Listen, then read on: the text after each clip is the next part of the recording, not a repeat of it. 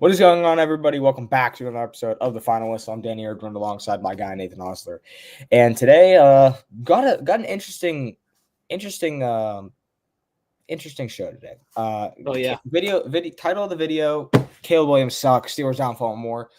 Listen, we've got to talk some ball here. We got to talk some serious ball because Christmas sucked. Christmas sucked for me. I got great gifts. I was blessed with great gifts. Christmas sucked, sports-wise, horrible. One of the worst I've ever seen, from my standpoint. I had to watch my Steelers take belt to ass, and then I'm like, okay, well, maybe if the Ravens lose, then, all will be good in the world, all will be equal. No, and then I have to watch Lamar Jackson put belt to ass on C.J. Stroud. It was horrible, made me sick, almost nauseous.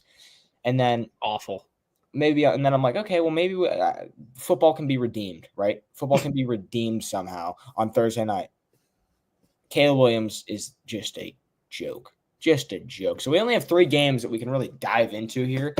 And 2 of these games, I think, have strong talking points. Maybe even 4, maybe even all 3, with CJ Stroud being a just absolute bum. Here's an interesting point. 2 of those games, the losing teams combined for 5 points. Just a joke, man. But yeah, it was not a holly jolly Christmas for 2 football teams. I think according to fan bases, maybe 1 football team.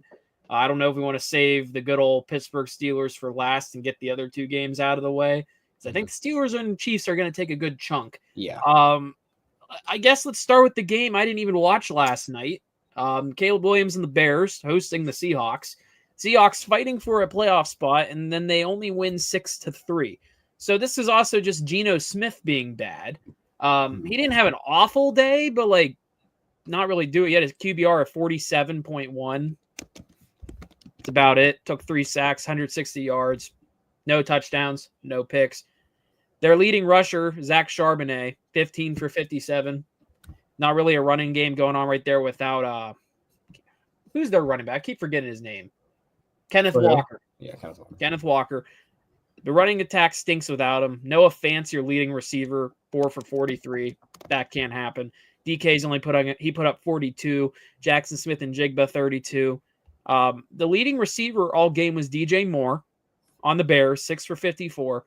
But then Caleb Williams is going $122, a pick, no touchdowns, a QBR last night of 24.4, a rating of 53 compared to Geno Smith. His rating last night was 92.7.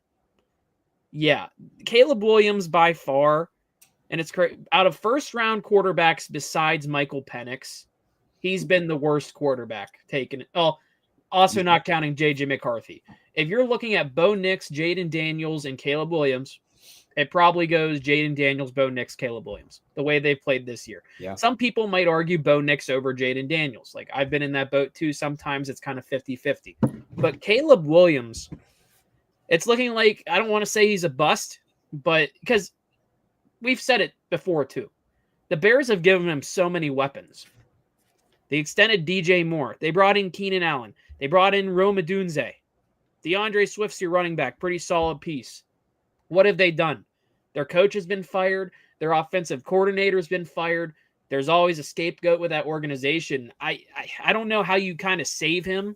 This feels like Justin Fields' first couple years again in Chicago. It feels like the writing is on the wall for a very cursed franchise, people like to call it. So I want to know what your thoughts are. How can the Bears fix this? Is it a Caleb Williams problem? Is it a coaching problem? Is it just I think it's also just an ownership problem and their GM being stupid. But yeah, it's kind of everything. It's a Caleb Williams problem for sure, but it also goes a little bit deeper than that. Listen, this offensive line Caleb Williams has protecting him is god-awful. There's only 1 first-round pick on there, and the others are 6th-round picks, 5th-round picks, undrafted. A lot of these guys weren't even the starters in the beginning of the year. That doesn't – but the thing is, you can do a lot with an offensive line that's bad, right? And Caleb Williams can't.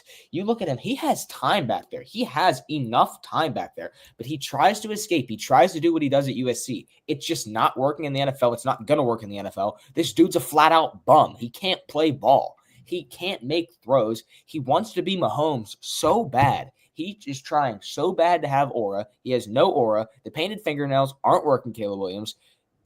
put on some nail polish remover and start learning how to play ball, because you're bad. You suck. You're no good. You're one of the biggest busts I've seen and since I've been, diving into football. You suck. He sucks. And the thing is, his offensive line gets so much hate when I think he's the problem. He's what Kenny Pickett did, but worse. Is it crazy to say that Caleb Williams is worse than Kenny Pickett? Is that crazy? I think so. I don't think that's crazy at all. But it's a fair argument. Kenny had a horrible offensive line with even less talent. Kenny had way less talent on his offense. Way less talent. Yeah. Think of Caleb Williams' receivers. Keenan Allen, Hall of Famer. DJ Moore had an unbelievable year last year with Justin Fields. Rome Odunze, who was a amazing talent coming out of college. Running back DeAndre Swift, who is a more than capable NFL running back. Cole Kmet, a Pro Bowl caliber tight end. If Kenny Pickett had that team last year, they're going to win a few more games, and you know what I mean? That's going to be a solid team. It comes down to coaching, and it comes down to quarterback play. And Caleb Williams, who is rolling his eyes every time he comes off the field and, going like this and, every time he's coming off the field. Listen, your players know that. The locker room charisma is not there. These guys don't like each other. And Caleb sucks. He flat out sucks. The Bears are a horrible organization. They got rid of Justin Fields, and they took a risk on this Caleb Williams kid, who everyone said was supposed to be this next coming of Patrick Mahomes, Tom Brady, the next best thing. Guess what? He's not. He sucks. He's terrible. He's a glorified backup for his time. He's going to be a glorified backup. The guy can't play ball. He can't do it. He sucks. He sucks. He sucks. Can I just say this? I've never been high on Pac-12 quarterbacks. I don't know. The last Pac-12 quarterback I was excited for was probably Marcus Mariota when they were in the Pac-12. Oregon. Yeah, I guess. But looking at the Bears, I was looking at their schedule, their stats, standings as you were talking there. Remember when this team was 4-2? We're talking, oh my gosh, the Bears might be a wild card team. They might be able to fight with the Packers and Vikings. Probably not the Lions, but they can fight with these teams. Ever since they're on a 10-game skid, and in those 10 games, they have scored less than 10 points. Once, twice, and now 3 times. 3 of those 10 games, you're scoring less than 10, and in 2 of those, you're scoring 3. Against the Patriots a long time ago, and then against the Seahawks yesterday. Then you scored 9 against the Cardinals in the second game of that losing streak. There's been a couple close ones in there. You lost by the Commanders by 3, lost the Packers by 1, Vikings by 3, Lions by 3. Got killed by the Niners and Vikings, and honestly, the Lions. Now, I'm looking at Caleb Williams here, and for a rookie QB, his touchdown-to-pick ratio isn't bad. 19-6. Not awful. His QBR, however, is 30th in football, 45.9. He's not making big plays. He's not driving them down the field. He's put up the 14th most passing yards this season, 3,393.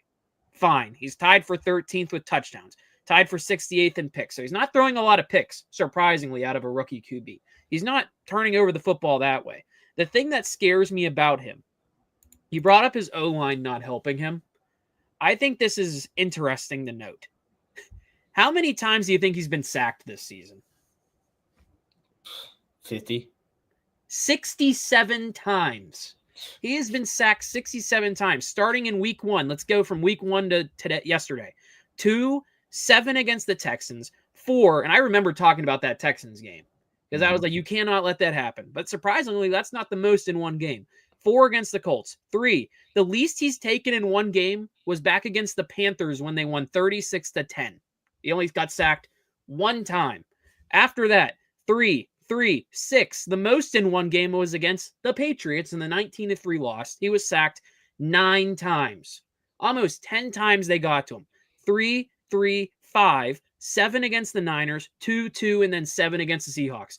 A rookie quarterback should not be getting sacked 67 times in one season. I just want to put it plainly that way. Sure, some of it might be his fault not reading passes, but I'm watching some of these games like they're primetime games. Sometimes he just has no time to throw the football. And I'm not just blaming him. I'm blaming like the front office for not protecting their first round draft pick, their number 1 overall draft pick. If you have a rookie quarterback, and we went through this as Kenny Pickett fans. The Steelers' O-line was awful for Kenny Pickett. Awful, even though he rolled out all the time. But if you don't have an O-line to protect this rookie, he's going to be an injury liability. I'm surprised he hasn't been hurt yet. Thank goodness he hasn't. But 67 times is just absurd. Like, I want to know the last time a rookie QB has been sacked that much. Like, you can't be sacked 67 times.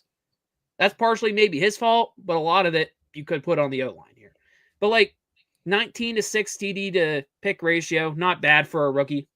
I'll say that. He's making some plays. He doesn't throw interceptions. He doesn't. Yeah. He's not bad in that sense. His pocket presence is horrible. It's horrible. Yep. He's not bad in that sense, but there's things he needs to work on, especially like sophomore. I'm kind of curious about his sophomore year in the NFL. We've seen kind of Bryce Young take that next step after he was benched. And heck, this year we've seen CJ Stroud take a step backwards. And I guess we can talk about that in a little bit when we get to Texans and Ravens. But I guess when I'm looking at the Bears, I think their problem is not mainly Caleb Williams. I mean, part of it is. It's the coaching, too. It's your rookie. You have a rookie QB, first year in the NFL, and you fired an offensive coordinator about a quarter, halfway through the season. And then 2 weeks later, I think it was, you fired your head coach. Imagine a rookie QB coming into the NFL really kind of excited. He knew he was going to be a Bear.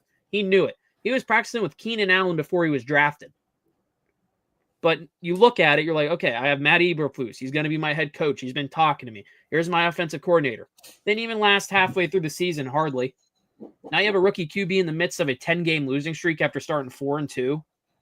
Yikes. I don't want to blame it all on Caleb, but half of it probably is on him. But a lot of it I'm putting on this coaching staff. They've in that front office. They acted like they gave him the weapons, and the weapons haven't been working out well because part of it is the quarterback not making plays. You brought in Keenan Allen. Rome Odunze was drafted literally, I think, 10 picks after Caleb. Very close to him. 2 top 10 picks they had. And Rome Odunze, I guess, has been okay. But DJ Moore is your wide receiver 1. You kept him. Cole Kmet. I think he's a Pro Bowler you brought up. But, like, they have the offensive talent. It's just making it work. And I think a lot of that comes down to coaching. That's just my point of view there, but I'll throw it back to you. Yeah, I mean, at the end of the day, they suck. And listen, I like to hate on Caleb Williams. There's a lot more than just Caleb being bad. It's coaching. It is the offensive line. I think the star power on this offense is good enough to do it. I think there's quarterbacks in the NFL that get the job done. That with, a team like this, if you have a defense that can hold a team to 6 points like they did against the Seahawks, you should be able to win 90% of your games, right? There's no way you shouldn't be able to put a touchdown every game. That's pathetic. It's horrible. It's a disgrace. But, it does stem down to other stuff besides Caleb Williams, right? And so, but when I look at this, I can't not put the blame on him, right? When you watch this, when you watch how he plays, it's not like a regular quarterback. He's trying to be a Patrick Mahomes. He's trying to make these plays where he rolls out of the pocket, sheds a guy off, goes to his left, does a crossover, steps back, throws off one foot. Like, he tries to do that. And, by the second time you make one guy miss, you're sacked. And, if he makes one guy miss and then makes the pass, I promise you people are going to be like, dude, this guy's nice. You don't need to do it 6 times, Caleb. I just think he sucks, and he's trying to play catch up on his career right now. He's cocky. I didn't like him in college. I expressed that. I know if people aren't familiar with our radio show last year that we did on WIAP-FM, I said this kid was going to be the biggest bust ever. I said that, and I don't think he's the biggest bust yet. I think you still got guys like Johnny Manziel and stuff like that are unbelievable busts, but I think he sucks. So what can you do to fix this team? I think Caleb Williams does not have to go for this team to get fixed. You got to bring in a good head coach. You have to. And it's got to be, you got to hit it this time. You have to find the head coach. It's now or never. It is now or never, or else this franchise is just going to be kaput. So you've got to find a head coach. You've got to find an offensive coordinator, 2 capable guys. Look what the Lions did with Dan Campbell. They found a guy. They found a guy who literally no one else would have signed ever. They Mhm. find a guy, they sign him, he turns their team around. The Bears need to do that. They just do. And, this is a fan base that wants to win. Chicago's a good sports area. They want to win, and they're not winning. So what can you do? You've got to make changes, and you've got to make hard changes. You've got to make tough changes. If you got to trade that guy who you want on your team just to get, 2 offensive linemen that are kind of all right, but are going to get the job done instead of these, borderline USFL players that are on your offensive line, then you got to do it. If you got to trade DJ Moore, you got to do it. If you've got to trade a super young rookie like a Rome Odunze, then you got to do it. If you want to win, you got to do what's necessary to win. And the Bears have not done that. They tried stacking this offense, and they had a really good free agency. They brought in, Keenan Allen. They got DeAndre Swift. They got a few guys on D. But, they had a good draft too. But when it comes down to it, the coaching staff was horrible, and Caleb Williams has just flat out sucked this year. So how do you fix this team? It's going to take a lot more than just 1 year. It's going to take a lot more than just 1 year. It's going to be a process, right? It's going to be a process. I think you got to give Caleb, as much as I hate the guy, and I think he sucks, you got to give him 3 years. And, as a Pittsburgh fan who dealt with Kenny Pickett last year, I don't even think we treated him fairly. I think that, you could have had another year of Kenny to be like, okay, this guy really is bad, or this, with a new offensive coordinator, you can see a lot. So I don't think it's fair to just badger on a guy after one season, a rookie season at that, but I'm going to. And, the amount of, crap that Caleb Williams talked about, how he's going to be the next, whoever, he deserves it. So yeah, the way to fix the Bears, it's going to be a process. It's going to be a process.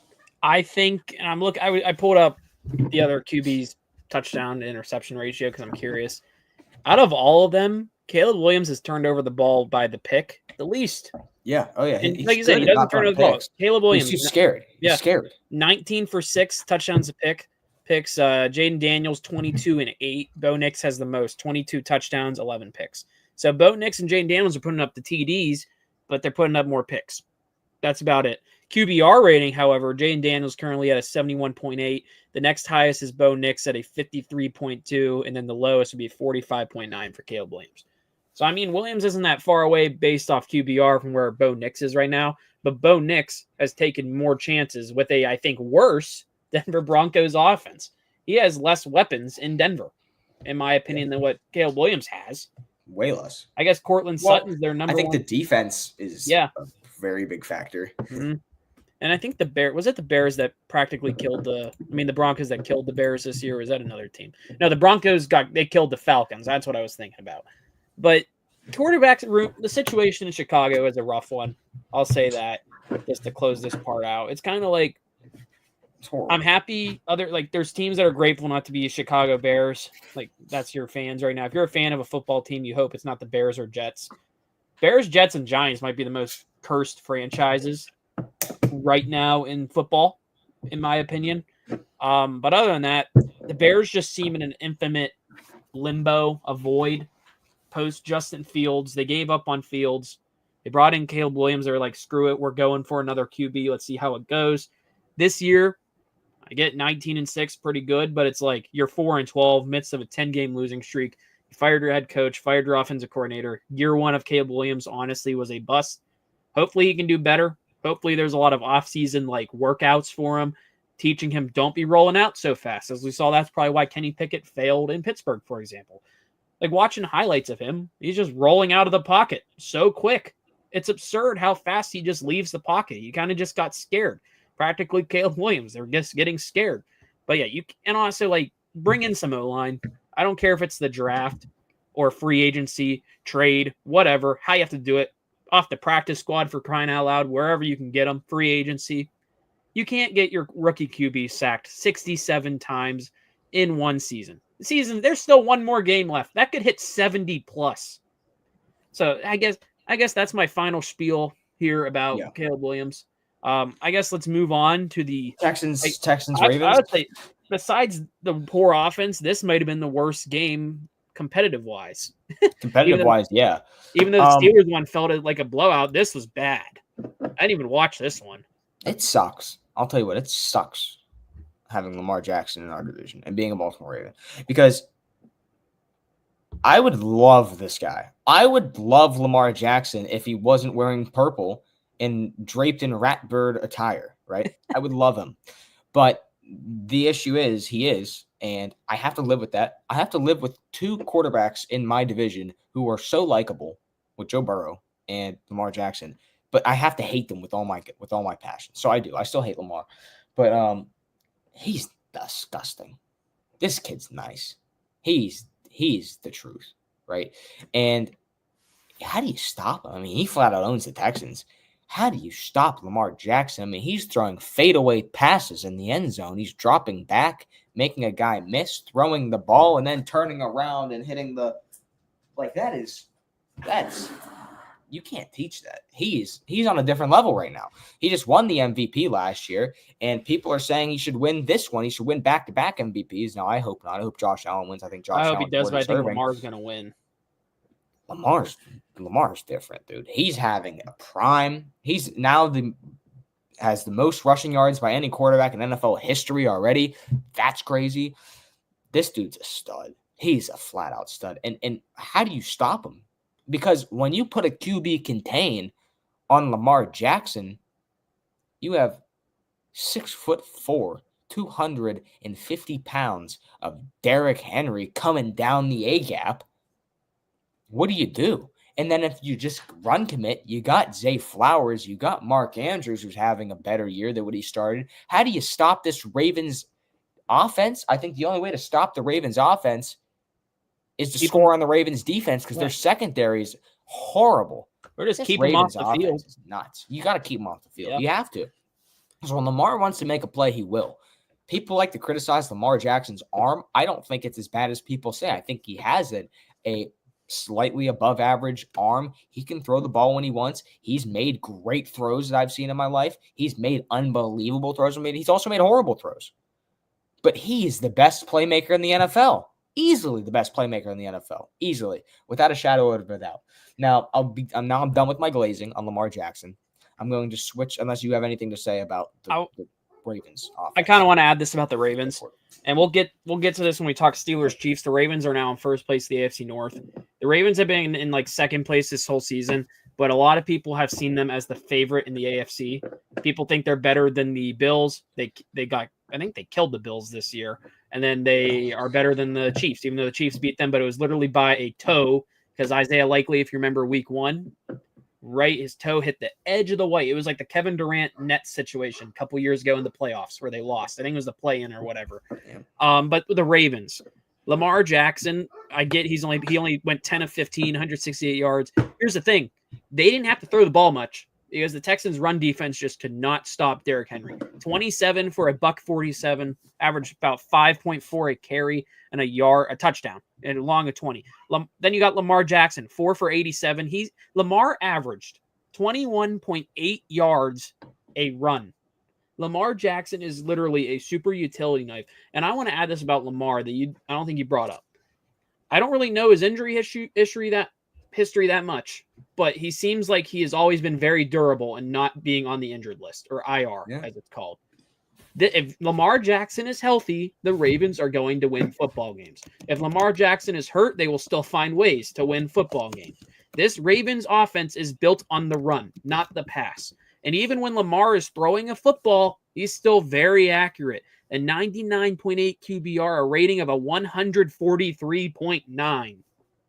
10 of 15, 168 yards, 2 touchdowns. But when he's not getting the passing yards, he's adding the rushing yards. 87 by himself. This guy is a passing weapon, a rushing weapon, and when you have Derrick Henry behind you that can also block for you if you really wanted to, you basically have a 2 running back offense at all times. You don't know who's running the ball if you're the defense. Are you going to have to stop a Derrick Henry? Are you going to have to stop a Lamar Jackson? You honestly don't know. And we haven't really talked about, I think, did Isaiah Likely get hurt this game? Was that who it was? I don't think so. I don't believe so. Well, he's had a great year, in my opinion, too. Yeah, Mark Andrews, Isaiah Likely, really good tight end, too. Isaiah Likely, I think, has come to life this year. He's been a menace, especially when the Steelers have played him. like what Nevin said, Lamar MVP round 2. Honestly, it's looking like that. I That's what we're honestly want talking Josh about, dude. Allen to win just for someone different, but I would not be shocked if this happens because right now he deserves Best it. playmaker in the He NFL. deserves it. He deserves it completely, and I can give him all the credit in the world because this Ravens team, I know you and I are really high on the Buffalo Bills to win the AFC, but this is the team. They can't do it in the playoffs. Yeah. I'm glazing Lamar Ravens right now. team. It's a rare glaze on Lamar. Yeah. They can't do it. They never have. If Thank you, Lamar but wins Lamar a can't get playoff it game, done. I want to see him win when it matters. They made the AFC Championship last year. Yes, they did. But if he can beat the Chiefs or Bills, that's a game where it finally matters. If he somehow loses the wild card, it's just the same old thing. But if he loses the wild card game to like whoever they play, probably right now the Steelers are 5. Will probably be the Chargers or Broncos. Yeah. Possibly the Steelers. Who knows? But yeah, I think actually the max I think the Steelers can get is 5 because they have a tiebreaker over the Chargers and Broncos. But that's a story for a couple minutes from now. But this Ravens team, I wouldn't be shocked if they can find a way to go far just based off the running game. And what a fit Derrick Henry has been for them. This was a guy during the trade deadline last year I thought was going to Baltimore. A lot of people said he was a fit for the Ravens. It didn't happen. When we saw Derrick Henry was a free agent, where was the team we all put there to get him? Baltimore. Just because it was the easiest fit. Why not have a two-headed rushing attack type of monster that you cannot stop? Only a few teams have been able to stop it. I guess maybe one I can remember, the Steelers in round 1 of the matchup. Round 2, the Ravens destroyed them. Round 1, they held Henry to less than 100. That's all it took. He had the short 1-yard touchdown run, but that's about it. They were able to silence both of them. Last time they matched up, however, Lamar woke up against the Steelers for like the second time and like first time ever we've seen in a long time. But they destroyed the Houston Texans. And moving on to the Texans, I guess I'll let you start, but I think a conversation has to start with the sophomore slump of your pick for top 5 quarterback in the NFL, CJ Stroud. Yeah, I mean, usually earlier on in my life, I was a guy who would, when I was wrong, obviously I would, defend it till I die, take it to the grave. I was flat out wrong about this. CJ Stroud is not even close to top 5. He's not even close to top 5. This dude had a season last year that was unbelievable. It was unforgettable. This guy was a flat out stud. Everyone wanted to be CJ Stroud. Everyone wanted CJ Stroud. Everyone wanted his jersey. It was rookie card. It was CJ Stroud. Yap. Everyone loved CJ Stroud, right? Comes into this year with some of the highest expectations for a sophomore quarterback in a long time, and shits the bed. To put it lightly. They won their division, but look at their division. Let's look at their division. Again, you've got the Jaguars, who are the worst team in the NFL. You've got the Tennessee Titans, who are the worst team in the NFL. So you got the 2 worst teams in the NFL in your division. So you literally only have to worry about your third team in the division, which is the Indianapolis Colts, who are having a horrible year as well. So you got to win 8 games to win this division. If life were that easy, the Pittsburgh Steelers, Mike Tomlin would never lose a division again. If you only had to win 8 games to win a division, Mike Tomlin would never lose a division again. It'd be unbelievable. But the Texans do it and battle for injuries this year. Fully battle. Defense is hurt. Very hurt. Stingley's going down all the time. It's, Will Anderson's having a good year, but, people are hurt. Stephon Diggs is out for the year. Tank Dell's out for the year. Nico Collins was out for half the year with an injury. You never had this receiving core fully healthy with a Stephon Diggs, Nico Collins, and a Tank Dell. You never had a healthy and a Dawson Schultz, and Joe Mixon's having a great year. On paper, this is an offense that's unbelievable. And I still think that when healthy, CJ Stroud is going to get it done. He's a guy who takes accountability. He is the opposite of Caleb Williams. When CJ Stroud throws a pick, he goes, God, come on, man, that's on me. You know what I mean? When Caleb Williams throws a pick, he goes, bro, what are you doing? Like, you got to come back. CJ Stroud is an unbelievable. He has great character. He's a great guy. That's why I think he'll succeed in the NFL. I think that, when I look at Stroud, the way he carries himself is, you'd think he's a vet, right? He's having a bad year. I'll be honest. He's having a bad year, but I think he can still get it done. Now, I don't think in the playoffs. I think this Texans team is still more than capable of, if they play the Steelers in the first round, they could beat the Steelers in the first round easily. So, OSU QB curse, everyone thought that this was going to be the guy to break it. I still think CJ Stroud is going to be a top 5 quarterback in the NFL ending the season. This year, he just didn't do it. I think guys like Jordan Love are better than him. I think even guys like Kyler Murray are having a better year than him. And then obviously you got your Lamars, you've got your Josh Allens. I think Patrick Mahomes is still a better quarterback than CJ Stroud this year, even though Mahomes is having a bad year. Hurts is better, Herbert's better, but Stroud, man, what's happening? I mean, I guess it's the injuries, but a good quarterback makes something with nothing, right? That's what I want to say. You look at a guy like Justin Herbert. He makes something with nothing. He does. Josh Allen, we thought. Josh Allen. His receivers are horrible. They're mid at best. His receivers are mid at best. Makes something with nothing. You could argue Lamar Jackson does it with the only Zay Flowers on his team. His wide receiver too is Rashad Bateman, for Christ's sake. Makes something with nothing. He's got Derrick Henry. Yeah. You looked at, a good quarterback does it. They just do. That's kind of the reason why I was like, well, is Jalen Hurts better than Justin Herbert? I don't know. That's a topic for a different day. CJ Stroud isn't doing that. And that, to me, is what separates a good quarterback from a system guy. Look at Brock Purdy. I want you to look at Brock Purdy. What is his record without CMC, Tristan, and his offensive line, and Kittle and Adebo? He's horrible. Yeah. He's horrible. He's a Bay Area Kenny Pickett. He's horrible. That's why he's a system guy. Was Stroud a system guy? I don't want to be the guy to say it. I don't think so, but should we start having conversations about is Stroud a system? I don't think so. But maybe the conversations need to start. I get the convos. This Texans team, and here's an interesting note about Stroud this game, where they only put up 2 points as safety. 13.1 was his QBR. That ain't good. That is not good. Sucks. The Ravens are not a good defense at all. Nevin brings up Hurts as a system QB. Nevin, I agree. I agree with you to a sense. I think that if you put Hurts on a team like the Texans, the same thing's happening, right? But if you put a guy like Herbert on the Texans, I think they get the job done a little bit more, right? Can we talk about this on Tuesday? Yeah. I think it was Tuesday or last week. We're going to have a Hurts discussion. If Kenny Pickett wins if Kenny franchise wins this ball game, we're going to have a discussion about this. We're going to have a great discussion about this. I hope Kenny franchise comes out there, boom, 2 gloves in all, goes down there, puts belt to ass, and wins by 30, and then we got to start talking as Hurts a system quarterback, because I would like that. So if you want good content, let's hope Kenny Pickett wins this game. But go ahead.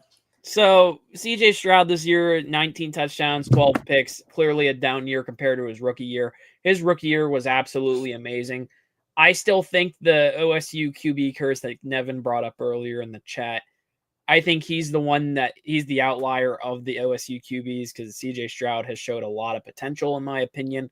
I still think he's good. Yes, he has lost so many receivers. They bring in Stephon Diggs. He's out for the season. He lost Nico Collins earlier this year. He's finally back. He just lost his best friend in Tank Dell for the whole next season, too. Do you see how many injuries he has? I think it was an ACL, MCL, I think something called a TCL I've never heard of. He got shot. Kneecap, and then something in his meniscus. I don't know.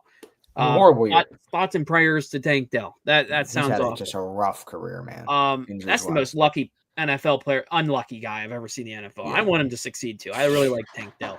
But like your wide receiver room, and right now, the guys who put up the most yards: Nico Collins, John Mechie III, Robert Woods, and Dalton Schultz. I don't want to say it's not looking good for the Texans, but you brought it up good, because we're going to talk about them in a little bit. A certain place in southwestern PA is going to probably be playing this Texans team, and you know what? I think they could lose, just because Tomlin's history in Houston. Because you know what happened last year. It was bad. Yeah. But just looking at this Texans team, they scare me a lot in the aspect of I don't think they're going to make it that far. This is a team that had a lot of hopes this year. The injury bug has killed them practically. They're 9-7. Yes. I think this team, who they playing this next week? They have the Titans. This team should finish 10-7. They should. It will probably be the battle of 10-7 teams in the first round, Steelers, Texans, in my opinion, because I think the Steelers might lose out in a week. We don't even have to predict that because that's next week. But yeah, 31-2. This offense can't be putting up 2 points before the playoffs at all. If you lose, sure, you can't be putting up 2 points. Your offense needs to be showing something. I get this Ravens defense has been really good these last couple weeks. Roquan Smith, Marlon Humphrey, I think has woke up this year. I think something has snapped inside of Marlon Humphrey to make him really good. Kyle Van Noy's been pretty good. Brandon Stevens put up a good game. Other than that, like other guys, Kyle Hamilton's been pretty solid in my opinion. He had a pass deflection this game. But yeah, the Ravens team, they're dominant. The Texans team, I think, can be dominant, but this is a team, like I said, they've been killed by the injury bug. If they had Stephon Diggs still, at least just Stephon Diggs and minus Tank Dell, this team probably is an 11-win team. 11, 12 wins. They probably should have won this division pretty easily, especially if they had a really good year from CJ Stroud, because I think I picked them as an MVP candidate, if I'm not mistaken. I did too. I'm really high on CJ Stroud. I thought he was destined for nothing but going on up here. Yeah. I didn't think he was going to go from rookie of the year down a little bit to top 12, probably 11 or 12 in the league.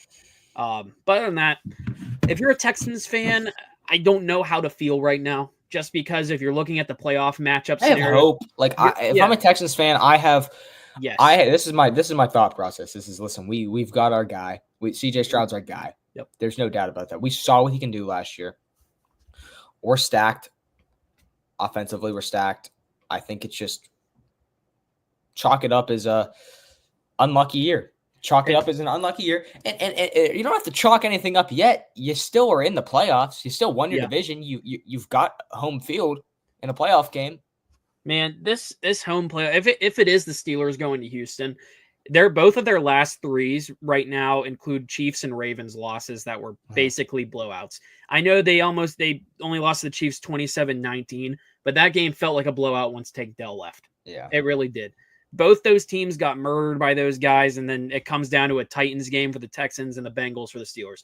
And right now the Bengals are fighting for their playoff lives. So right now, if you're the Texans, it's more than likely if you're hosting the Pittsburgh Steelers, which let's get to, I guess, right after I say this point, you could be facing an 0-3 heading into the playoffs. Pittsburgh, actually 0-4, not counting the Eagles' loss. Yeah, I mean, and this is a Steelers team that has been blown out all three of their last games. They've sucked flat Eagles, out, right? Ravens and Chiefs. If you were a Texans fans, why would you not be ecstatic for this matchup? This is a chance to just make a freedom.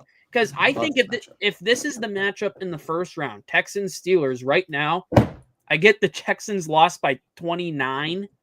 I'd probably pick the Texans the way the Steelers have been playing. And that blows my mind as a Steelers fan. I'd still pick them. I would too. Just because I don't trust their defense the way they've been tackling, and their offense has looked abysmal. But yeah, Texans, I get the worries. I don't think they should be worried just because playoff matchups look to be in their favor. I think this Texans team, if they get stuck with Chargers, maybe I'm a little bit more nervous for the Chargers. If you're playing the Broncos, I think they can beat Denver. But I think it's probably going to be the Steelers. I think it would be a miracle if the Steelers get the 3 seed and the Ravens get the 5. If you're playing the Ravens first round, they're toast. But if you're playing the Steelers, Chargers, or Broncos, you have a pretty good chance of winning because I would rather have CJ Stroud over a guy in Russell Wilson. I'd rather have him over Bo Nix. I would take Justin Herbert over CJ Stroud, though, personally. I think the Chargers would have the edge over the Texans. Yeah, but I think it's closer than I would like to admit. But yeah. So let's move on. This is probably going to take a majority of the show. That's why we saved it for last. Crash out time? Huh? Crash out time? Listen, I'm not going to crash out.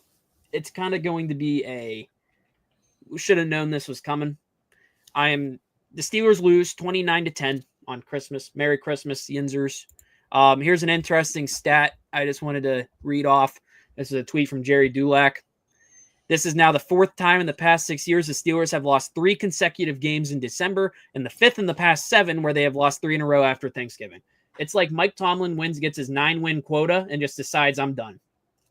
I understand there's Tomlin lovers and there's Tomlin fans that are like winning seasons. There's fans across the NFL that are like, oh, the Steelers have the greatest coach in the NFL, winning seasons. There's Steeler fans, kind of like me. I think I'm more like this than you personally. I'm kind of done with Tomlin. I'm appreciative. I really am. But I want to win a playoff game. I'm tired of these late season collapses. You cannot have a late season collapse where the Steelers have lost. They have been absolutely murdered. Let me read these scores. If you're heading into the playoffs, okay, you're heading in. You've lost 27-13 against Philly. That could have been worse. Philly didn't score points, and they could have scored 30 plus. You lost 34-17 in Baltimore. They could have scored more if they wanted to. The Chiefs, you lose 29-10. They could have scored more if you wanted to. That is 3 straight games against playoff teams that are going to be good playoff teams that you're going to have to face in the playoffs. You have been murdered. All 3 of those, including the worst one at home against the Chiefs. This was the first Steeler game I think I've turned off all year. I turned it off Christmas. I turned it off after the Pat you did. You sent me that video of you in your car. Yep. Wow. I turned it off after the Pat Freiermuth fumble. That was my breaking point. When I saw Pat Freiermuth get it punched out, I ripped off my Freiermuth jersey, threw it on the ground, and said, I'm going home. Took home my Christmas gifts. I was done. I was like, nope, I'm not watching this because you know what's going to happen? They're going to lose out. They're going to lose the Bengals because the Bengals are the better team right now these last few weeks because they care. The Bengals, I think, would win a playoff game before the Pittsburgh Steelers this year. And I get the Bengals max. They can finish as 9-8. And now I just sound like a typical angry Yinzer, but it's honestly the truth. This draft class has been a bust besides probably 2 people, maybe 3. Your first round draft pick, injury prone. They picked him, Troy Fautanu. I really liked him. He was an injury concern.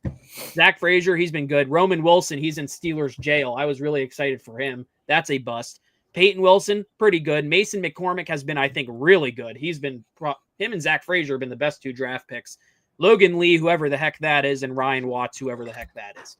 But the draft isn't the problem. The problem, in my opinion, is the coaching not adjusting because Tomlin is a defensive-minded coach.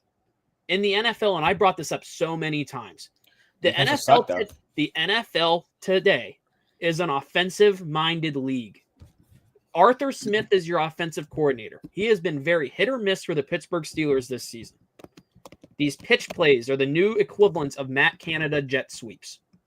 I am tired of watching the same old, same old. It's very predictable. This year, it's kind of chuck a deep ball and hope it happens. And this is also the 3rd straight game where Tomlin is punted down by 2 scores around the 50-yard line. I don't know if you saw the tweets about his cowardly punt percentile. It's in the 98th percentile these last 3 weeks. I don't know what is going on. I haven't watched Hard Knocks in like 3 weeks since we've won because I already know what's going to happen. I'll go on Twitter. It was like, oh, I love Mike Tomlin. These quotes in the locker room are so amazing. Then his quotes post-game are, we didn't adjust. We weren't aware. And now there's all this drama with supposedly the defense players blaming guys and saying someone's not doing their job. And I have a gut feeling I know who that person is. It's either Minkah Fitzpatrick or Cam Sutton. One of those guys. Minkah Fitzpatrick, however, has stepped up these last 2 weeks. He had that interception against Baltimore where Russell Wilson right after threw a pick 6. And then this week he had a good hit. But Cam Sutton was beat all game long. I know Patrick Queen and Cam Hayward basically said someone's not doing their job. Some people might blame Patrick Queen too. Don't get me wrong. That acquisition, I was a fan of it when it happened. But if I was Omar Khan, and I'm just going to say this now, you saw what happens. And Steelers fans preach this. If George Pickens went down, who is your wide receiver 2? You used a lot of that money you could have spent on a wide receiver, on Patrick Queen, to make this defense an unbeatable defense, the best in the NFL. But at the same time, this defense cannot tackle to save their lives. I don't know how many missed tackles I have had to watch this year from the likes of Dante Jackson, who, yes, he has so many picks, but they're awful picks off tips. Beanie Bishop for a solid amount of time. Cam Sutton. Joey Porter has been awful this year. There's been a couple missed tackles from key guys, too. This defense is paid a lot of money to be able to hold them. How much money they're being paid, Danny? This team should be allowing less than 20 a game. They should not be getting murdered. This is a team with this defense that should be elite. But I'm watching defensive coordinator in Terrell Austin, who not a lot of Yinzers are talking about Terrell Austin being a bad coordinator. Everyone was on Matt Canada's butt, including me. No one was on Terrell Austin, allowing so many missed tackles, missed plays, guys wide open. Something needs changed.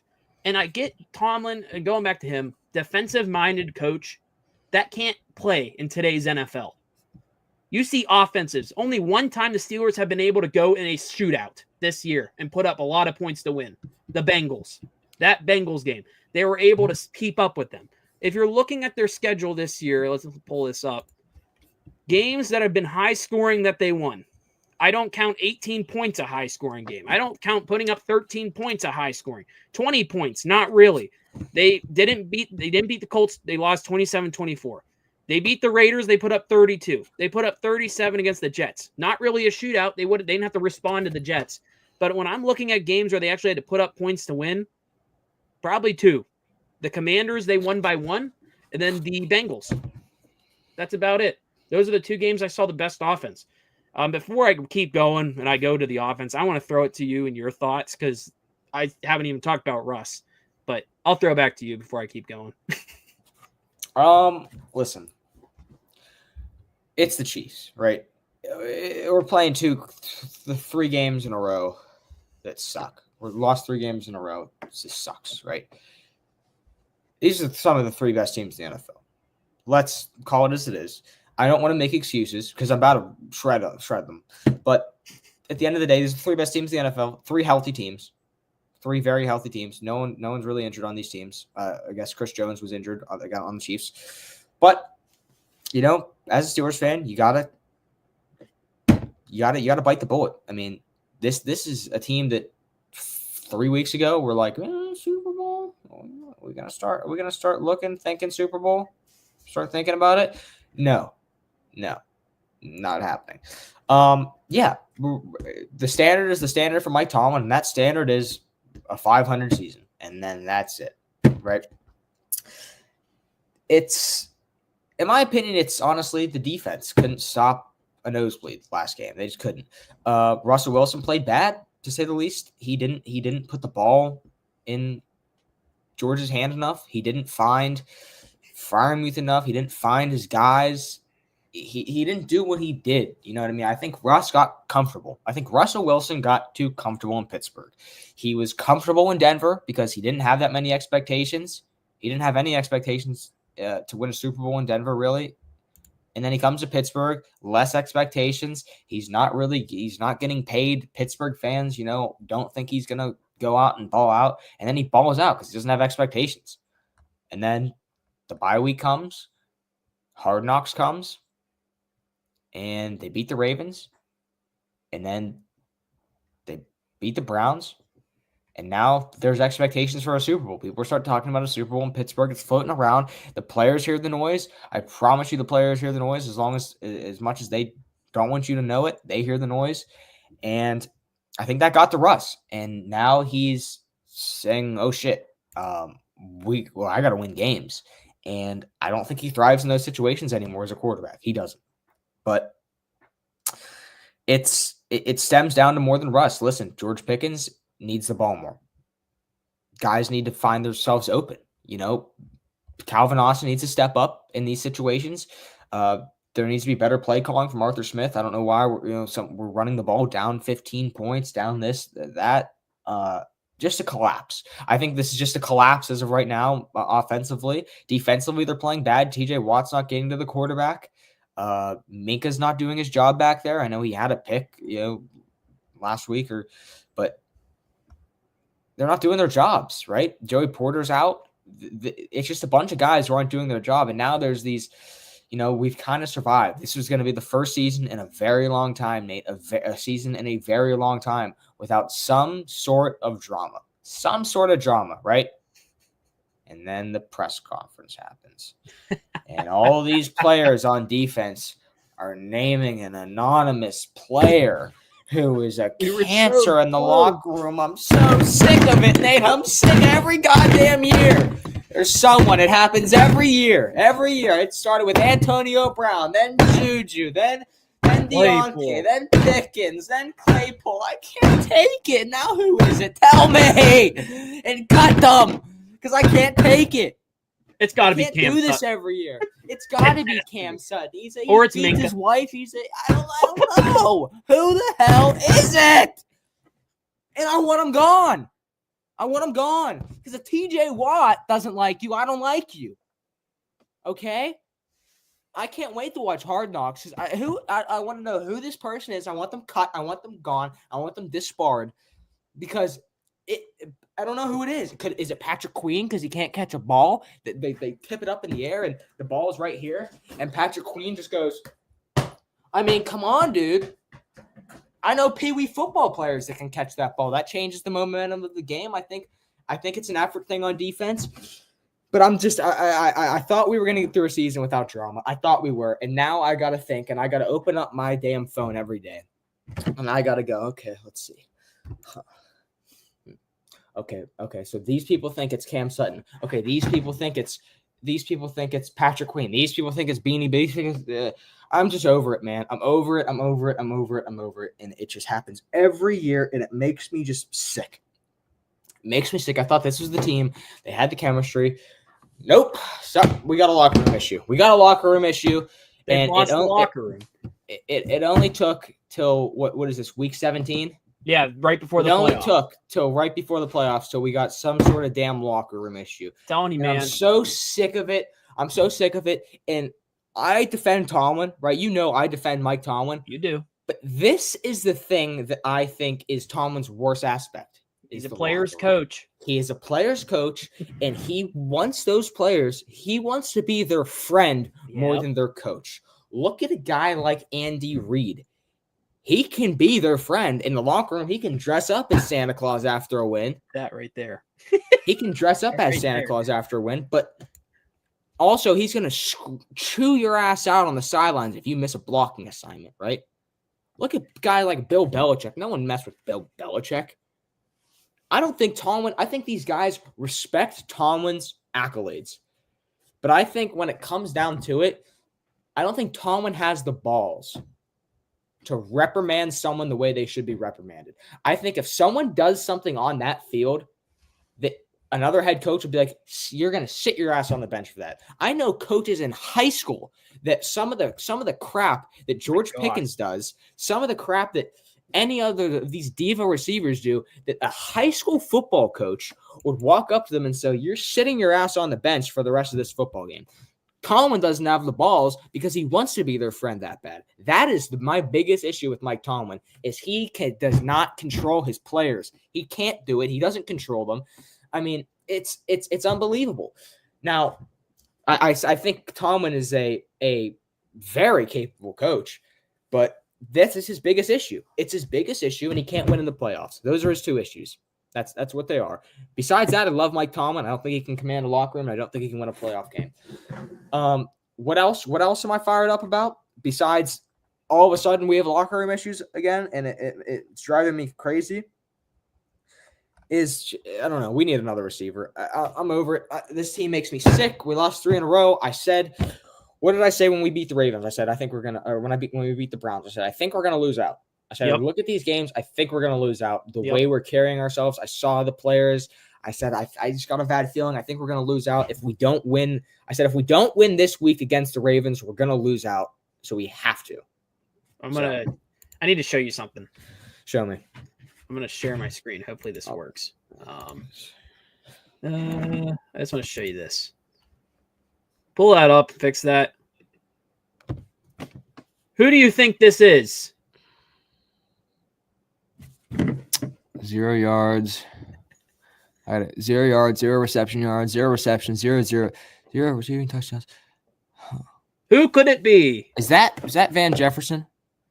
Michael Williams. What's the point of bringing in Mike Williams if he's not doing it? He's a joke, man. I'll tell you what, he's a joke. They wanted him so pathetic. bad. He thought he was in the NCAA, catch it with 1 foot, the 1 foot tap twice. He's a joke and a loser. Okay, I'm going to stop. Stab my table. But, why? It's horrible. I just stabbed my table. You might have to fix that. What was the point? Oh gosh, the table's been. I know. I stabbed it on accident. What was the point of Mike Williams being brought here if he's not getting targets? And there's reporters playing it like he doesn't know the playbook. Why would he not? He's been there for how long now? His first game would have been the Bengals game. No, the Commanders game. He's been there for 1, 2, 3, 4, 5, 6, 7, 8 weeks.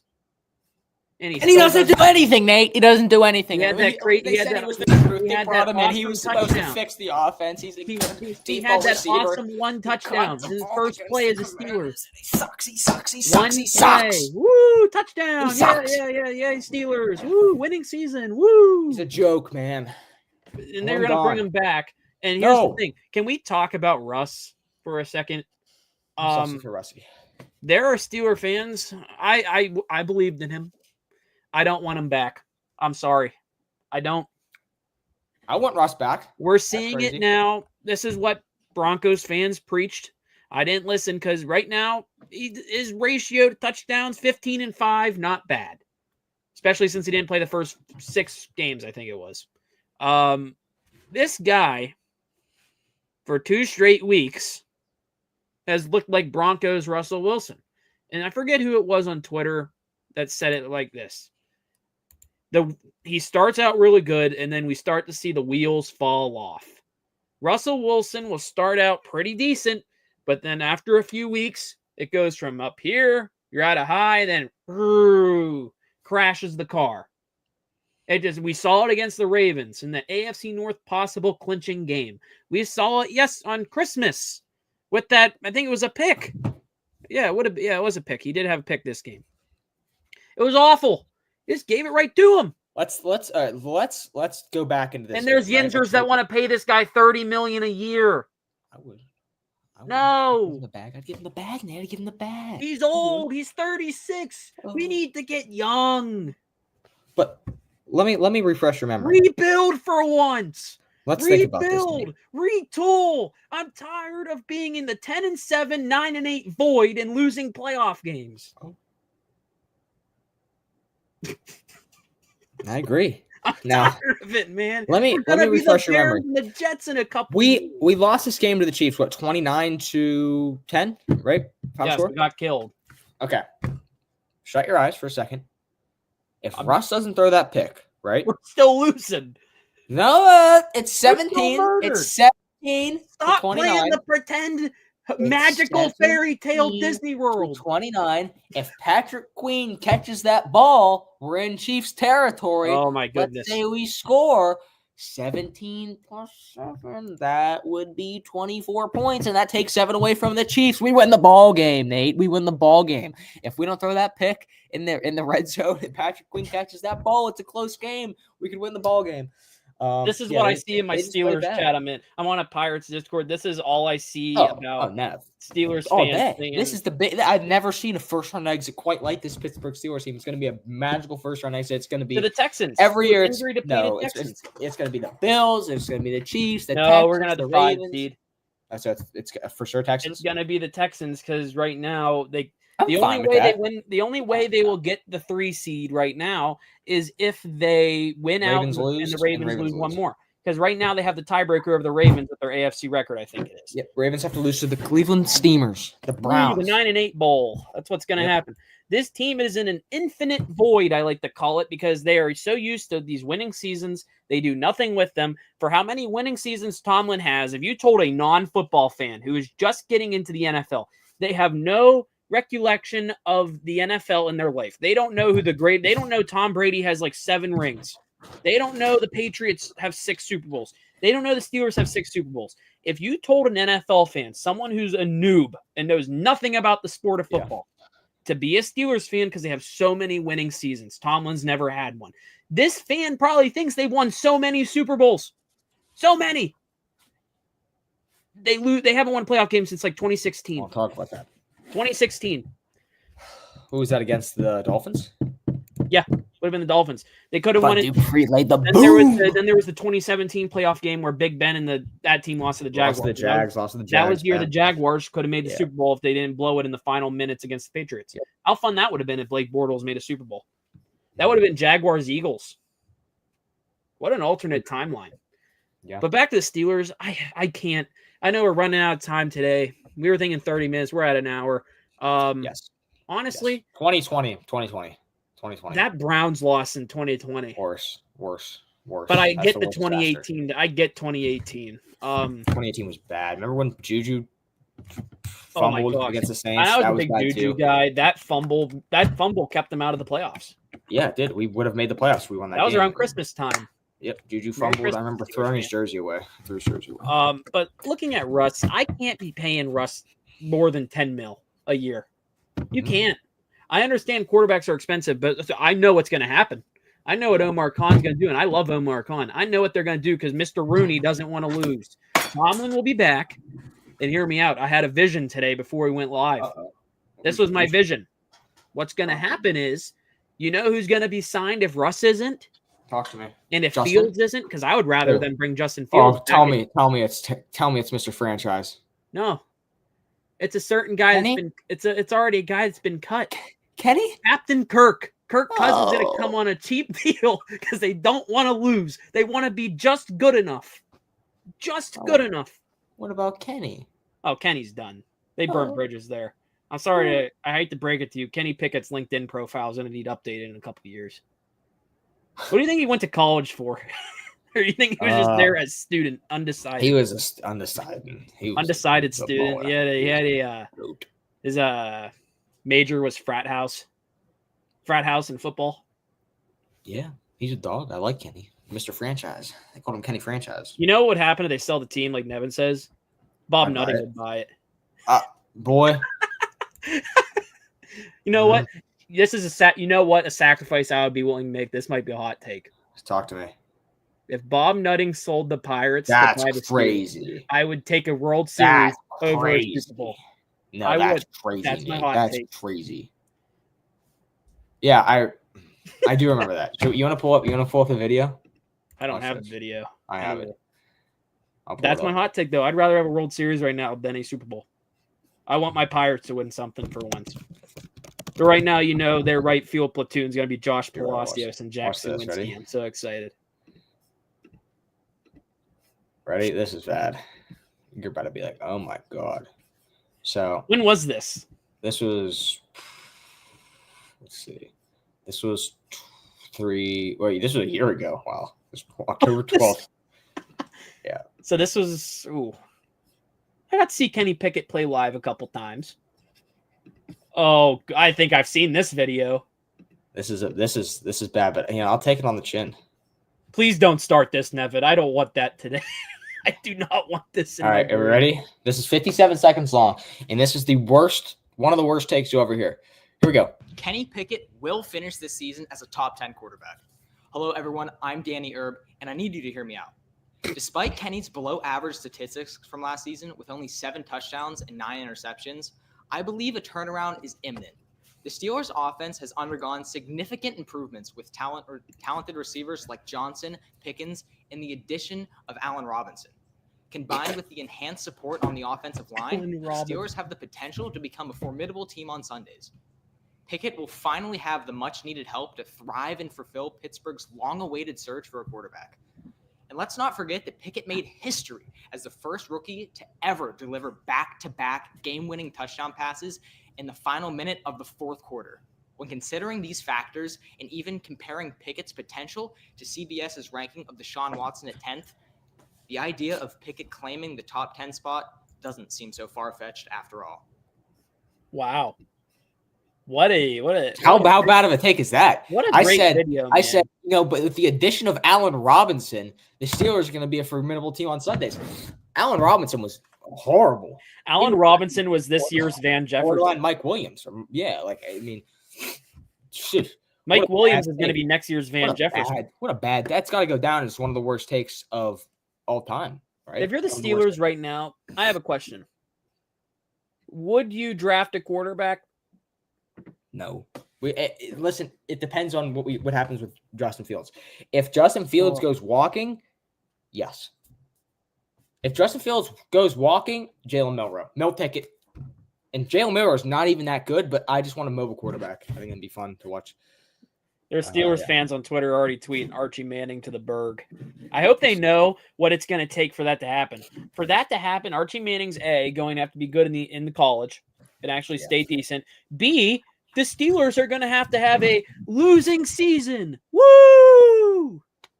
Will that happen under Tomlin? No. No shot. Oh my gosh, the cycle continues. Oh, you keep pulling it. There it is.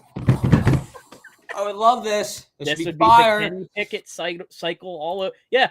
Hey, JJ and I called it last week. Pitt lost to Toledo. Oh, dude, How that about was a nuts game. That lefty quarterback sucks. JJ texted me yesterday. He was like, "You knew it. We called it." I was like, "Yep." Yeah. 6 straight losses after 7 wins. God. Jeez. What a show. Yep, good show. Good show. I thought this was Good something show. in the 30-minute show, but we flew through it. And we only covered 3 games, but man, we made it entertaining. So Do we want to do some quick picks for this weekend? Yeah, let's do quick. I think there's some quick call. picks. Is this the second? Well, we don't have to do college football playoff. Let's just do. All right. So Saturday we have Chargers Patriots. Ooh, Saturday games. 3 Saturday games. Ugh. Chargers. I'll take the Chargers as well. Broncos, Bengals. I'm taking I think Cincy. we already picked these games last week. I don't think we did. We did because I took Patriots over the Chargers, so I'm gonna double down on that. I'm gonna take Patriots again over the Chargers. Remember we were talking about how the game Broncos Bengals was game of the week. Yeah. We already picked these, but we'll do it again. Oh yeah, I guess I'm taking Bengals just because of the fact that you know what? Yeah, because we were all different. Yep. But I'm Going going Broncos. Cincy just because they're more desperate. Going And Broncos. The Broncos might Okay. not make it. Yeah. That- I'm that- going with the Cardinals over the Rams. I'm taking the Rams because Sure. taking Bills over Jets. I'm taking Bills over Jets. I think I took Jets over Bills last week. And then we have a stinker, Raiders, Saints. I'm going Saints. with the Raiders. Colts, Giants. I got Colts. Colts. Cowboys, Eagles. I'm going Dallas. I'm going with the Eagles. Kenny franchise. And this was before the Kenny Pickett news too, so I'm staying put at Dallas. Dallas could still finish above 500, by the way. Yep. Which would take a lot of talent, I guess, without their guys. I saw CD Lamb's out for the season, though. I don't know if you saw they that. shut him down. Panthers, Bucks. I am going Tampa. I'll go Tampa as well. Titans, Jaguars. Another stinker. I'm going Jacksonville. Go Titans. Dolphins, Browns. I am going Miami and I'm Cleveland. gonna go Miami. Packers, Vikings. This is also game of the week. I'm going Minnesota. I'm gonna go Packers. Falcons, Commanders. I'm going with the Commanders. Go Manders. And then Lions, 49ers. I'm going Detroit. Give me the Lions. And then I don't know if you saw this news. It was about an hour ago, 3:55. Ian Rappaport on Twitter. The hashtag Browns and Deshaun Watson have agreed on 2 terms on a contract restructure, easing the salary cap burden for years to Oh come. my god. The reworked deal also signals that Watson is expected to be on the Browns next season. This is about the cap after his deal is up. Wow. Poor Browns fans. Congratulations, Cleveland. You have a I hate quarterback. you, Deshaun Watson. You suck. Yep. Congrats. All right. Well, good episode today. Only Yeah, what covered an 3 games, hit some picks. Crashed out a few times, but that's always fun. So, thank you for everyone for tuning in. I know we had like 4 viewers today, so that's pretty solid. So, Great thank you all for episode. tuning in, and Back Tuesday. we'll see you guys on Tuesday. See y'all later. Until next time.